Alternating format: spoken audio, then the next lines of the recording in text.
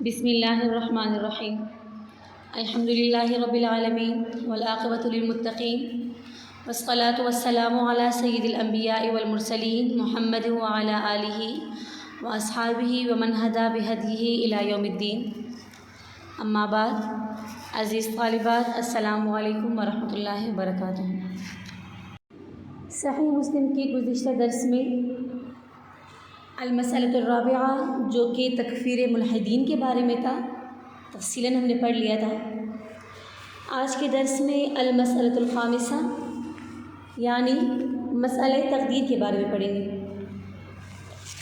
تو تقدیر پر ایمان اسلام کا ایک بنیادی عقیدہ ہے جس کے بغیر ایمان مکمل نہیں ہوتا۔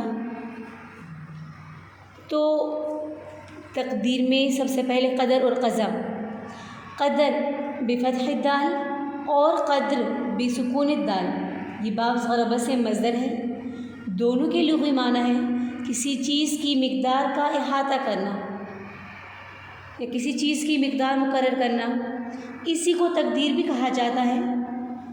جس چیز کی مقدار مقرر کی گئی ہو وہ مقدور ہے، اور اس کو قدر یا قدر بھی کہتے ہیں۔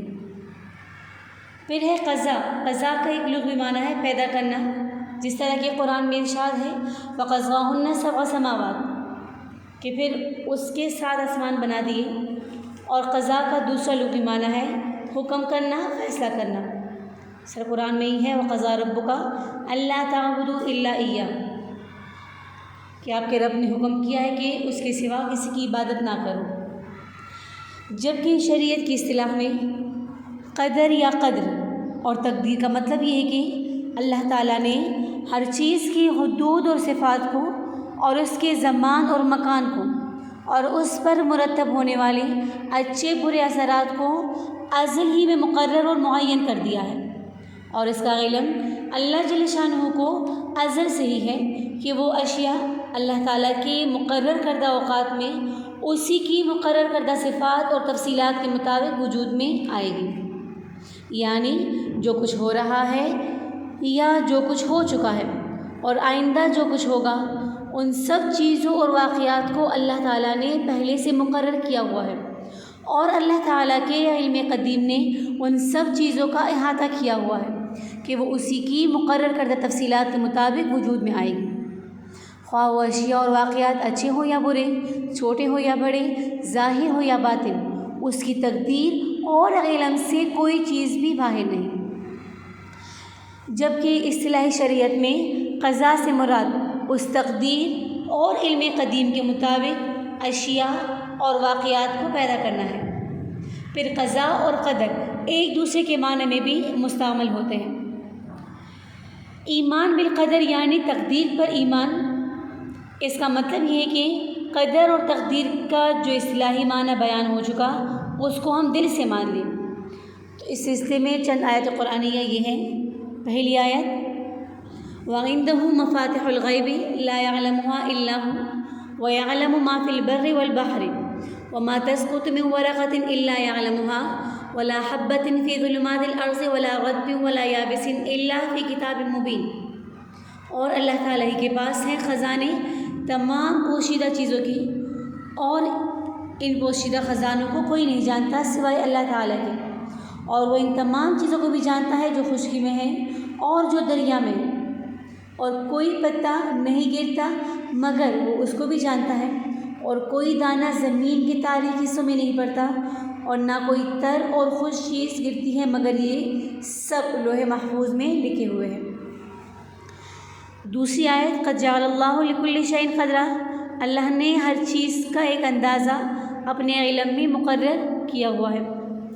تیسری آیت وَإِن مِّن شَيْءٍ إِلَّا عِندَنَا خَزَائِنُهُ وَمَا نُنَزِّلُهُ إِلَّا بِقَدَرٍ مَّعْلُومٍ، ہمارے پاس تمام چیزوں کے خزانے ہیں اور ہم ہر چیز کو ایک معین کی ہوئی مقدار میں اتارتے رہتے ہیں۔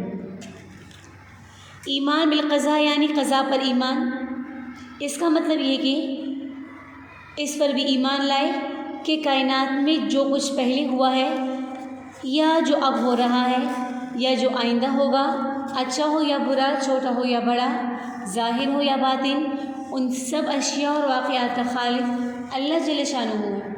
جو اپنے علم ازلی اور تقدیر کے مطابق ہر چیز کو اپنے ارادے اور قدرت کاملہ سے وقت مقرر پر مقدار مقرر اور صفات مقررہ کے ساتھ پیدا فرماتا ہے، اور اس کے خلق کے بغیر کوئی ذرہ حرکت نہیں کر سکتا، یہاں تک کہ انسان کے تمام اچھے برے اعمال اور ارادے اور خیالات بھی اللہ تعالیٰ ہی کے پیدا کرنے سے پیدا ہوتے ہیں۔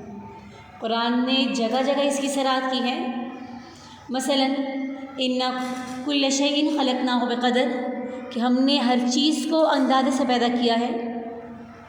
اس طرح دوسری آیت اللہ خلقکم وما تعملون، اور تمہاری بنائی ہوئی تمام چیزوں کو اللہ تعالیٰ نے ہی پیدا کیا ہے۔ اللہ خالق کل شیء، اللہ تعالیٰ ہر چیز کا پیدا کرنے والا ہے۔ اس طرح حل من خالق غیر اللہ، کیا اللہ کے سوا کوئی اور خالق ہے؟ اب آگے انسان کا اختیار، البتہ انسان کو اپنے افعال کے کرنے یا نہ کرنے کا اختیار دیا گیا ہے۔ اسی اختیار و قدرت کو سورہ بقرہ کی آخری آیت میں کسب سے تعبیر فرمایا گیا ہے۔ اللہ تعالیٰ کا ارشاد ہے لہا ما کسبت وعلیہا مکتسبت، کہ ہر ایک کو ثواب بھی اسی فعل کا ہوتا ہے جو اپنے اختیار سے کرے، اور اس پر عذاب بھی اسی فعل کا ہوگا جو اپنے اختیار سے کرے۔ تو اسی کسب کی بنا پر انسان دین پر عمل کرنے کا مکلف ہے، اور اسی کی بنا پر ثواب اور عذاب کا مستحق ہوتا ہے، جس کا حاصل یہ کہ انسانی افعال کا خالق اللہ تعالیٰ اور کاسب بندہ ہے، اور ثواب اور عذاب خلق پر نہیں ہوتا بلکہ کسب پر ہوتا ہے جو انسان اپنے اختیار سے کرتا ہے۔ اب رہا یہاں پر یہ سوال کہ کسب کی حقیقت اور ماہیت اور اس کی مقدار کیا ہے؟ تو کسب کی حقیقت، جواب اس کا یہ کہ کسب خواہش فعل اور خلق فعل کے درمیان قدرت غیر مستقلہ ہے جو ہم میں ودیت کی گئی ہے، جس کو ہم فعل کے کرنے یا نہ کرنے میں آزادانہ طور پر استعمال کرتے ہیں۔ اور غیر مستقلہ ہونے کا مطلب یہ ہے کہ وہ قدرت ہمارے افعال کو وجود میں لانے میں دخیل تو ہے مگر کافی نہیں۔ مطلب یہ کہ بندے کا کسب ایک قسم کی خفیف سی قدرت غیر مستقلہ ہے جو فعل کو پیدا نہیں کرتی اور اس کو وجود میں لانے کے لیے کافی بھی نہیں۔ اس سے آگے پھر اس کی حقیقت ہمیں معلوم نہیں۔ قرآن میں اللہ تعالیٰ کا ارشاد ہے وَمَا أُوتِيتُم مِّنَ الْعِلْمِ إِلَّا قَلِيلًا، اور تمہیں بہت تھوڑا علم دیا گیا ہے، چونکہ اس کی حقیقت عقل انسانی کی رسائی سے باہر ہے، اس لیے احادیث میں مسئلہ تقدیر کی بحث میں الجھنے سے منع فرمایا گیا ہے۔ البتہ فہم کے قریب لانے کے لیے کسب کی کچھ تفصیل یوں کی جا سکتی ہے کہ کسی فعل کے کرنے کی خواہش ہمارے اختیار کے بغیر اللہ تعالیٰ کے پیدا کرنے سے ہمارے دل میں پیدا ہوتی ہے۔ اس طرح کہ اللہ تعالیٰ کا ارشاد وَمَا تَشَاءُونَ إِلَّا أَن يَشَاءَ اللَّهُ، کہ تم اللہ کے چاہے بغیر کچھ نہیں چاہ سکتے۔ اور اس طرح نبی علیہ السلام کا ارشاد ان قلوب بنی آدم بین اصبعین من اصابع الرحمن کقلب واحد یصرفہ حیث یشاء، کہ تمام بنی آدم کے قلوب رحمان کی انگلیوں میں سے دو انگلیوں کے درمیان ایک قلب کی طرح ہے، وہ اس کو جس طرف چاہتا ہے پھیر دیتا ہے۔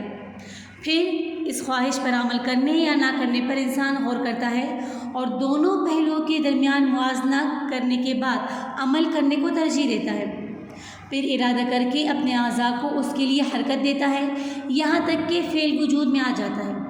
اس خواہش سے لے کر فعل کے وجود میں آنے تک جتنی چیزیں ہیں ان میں سے کسی چیز کا بھی خالق انسان نہیں، بلکہ اسے تو ابھی تک یہ بھی پوری طرح معلوم نہیں کہ خواہش سے لے کر فعل کے وجود میں آنے تک بدن کے کون کون سے حصوں اور کون کون سی باطنی قوتوں نے کام کیا ہے اور اس کام میں ان کا کتنا حصہ ہے۔ مگر یہ بات ہر انسان اختیاری طور پر اور ظاہری طور پر جانتا ہے کہ خواہش اور صدور فعل کے درمیان کوئی مقام ایسا ضرور آتا ہے کہ جہاں وہ فعل کے کرنے یا نہ کرنے میں کسی ایک پہلو کو آزادانہ طور پر اختیار کرتا ہے۔ بس اسی اختیار کا نام کسب ہے، جس پر جزا اور سزا مرتب ہوتی ہے، یعنی اچھے فعل کے کسب پر ثواب ملتا ہے اور برے فعل کے کسب پر بندہ عذاب کا مستحق ہوتا ہے۔ اس کی مثال یوں سمجھیں کہ ایک گولی سے بھرا ہوا پستول مجھے ملا، میں نے اس کا گوڑا دبایا اور گولی چل گئی جس سے سامنے کا آدمی مر گیا۔ اس گولی کے چلنے میں جتنی ظاہری اور باطنی قوتوں نے کام کیا ہے ان کا طویل ترتیب وار سلسلہ ہے، گھوڑا دبانے سے پہلے بھی اور بعد میں بھی، اور ان میں سے کسی چیز کو میں نے پیدا نہیں کیا، مگر مجھے قتل کا مجرم صرف اس لیے قرار دیا جاتا ہے کہ اس طویل سلسلے میں اپنی انگلی کی ایک خفیف حرکت کا ارتکاب میں نے کیا ہے جس کے بغیر وہ آدمی اس پستول سے اس وقت قتل نہ ہوتا۔ پستول یا بارود بنانے والے کو قاتل قرار نہیں دیا جاتا۔ اسی طرح کسب بھی اگرچہ بہت خفیف سی قدرت ہے اور وہ بھی غیر مستقل، مگر چونکہ صدور فعل میں اس کو اتنا دخل ضرور ہے کہ اس کے بغیر وہ فعل میرے ذریعے میرے اختیار سے وجود میں نہ آتا، اس لیے میرے اچھے کسب پر ثواب ملتا ہے اور برے کسب پر عذاب ہوتا ہے۔ بس اہل سنت والجماعت کا عقیدہ قدرت کاملہ اور جبر محض کے درمیان ہے، یعنی انسان اپنے افعال کا نہ خالق ہے اور نہ ان پر قادر مطلق، اور نہ اپنے افعال میں وہ مجبور محض ہے۔ مجبور محض یعنی وہ غیر اختیاری، بلکہ وہ اپنے افعال میں ایک حد تک مجبور، اضطرار اور ایک حد تک با اختیار ہے۔ یہ عقیدہ دو انتہا پسند فرقوں جبریہ اور قدریہ کی افراد اور تفریق کے درمیان راہ اعتدال ہے۔ باقی جبریہ کا عقیدہ اور قدریہ کا جو عقیدہ ہے انشاءاللہ اگلے درس میں پڑھ لیں گے۔ جزاکم اللہ خیر لکم۔ السلام علیکم ورحمۃ اللہ وبرکاتہ۔